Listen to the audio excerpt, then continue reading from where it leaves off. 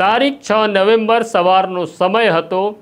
One વિભાગમાં RFO તરીકે ફરજ બજાવતા મહિલા અધિકારી સોનલ સોલંકી પોતાના બાળકને લઈને પોતાની કારમાં સ્કૂલે જઈ રહ્યા હતા ત્યારે અચાનક કોઈકે જાણકારી આપી સોનલ સોલંકીના પરિવારને કે સોનલ સોલંકીની કારને અકસ્માત થયો છે અને તેઓ બેભાન છે। એટલે સોનલ સોલંકીના ભાઈ ઘટના સ્થળે પહોંચે છે અને પોતાની બહેન લોહી લુહાણ હાલતમાં હતા તેને લઈને ખાનગી હોસ્પિટલમાં જાય છે।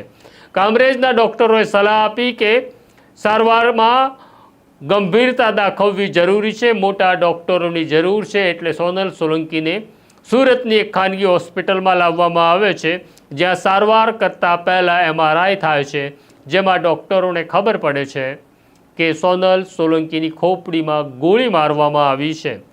એટલે આ અંગે પોલીસને જાણ કરતાં સુરતના એસપી રાજેશ ગઢિયા અને ડીવાયએસપી રાજેન્દ્રસિંહ સરવૈયા ઘટના સ્થળે પહોંચે છે।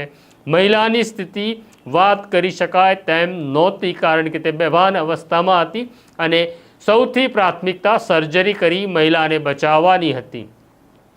સાથે રહેલું 4 વર્ષનું બાળક કોઈ પણ બાબત જણાવી શકે તેવી સ્થિતિમાં નહોતું કારણ કે બાળક ડરી ગયું હતું।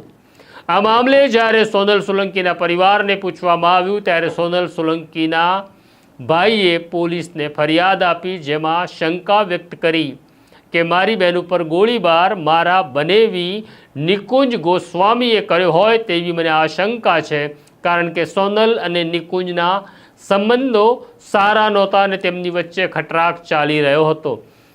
નિકુંજ ગોસ્વામી સુરતમાં આરટીઓ ઇન્સ્પેક્ટર તરીકે ફરજ બજાવી રહ્યા હતા એટલે પોલીસની ટીમ તાત્કાલિક પહોંચે છે નિકુંજ ગોસ્વામીના ઘરે। ત્યારે પોલીસને ત્યાં નિકુંજ નહીં પણ ઘરના દરવાજે તાળું લટકતું મળે છે।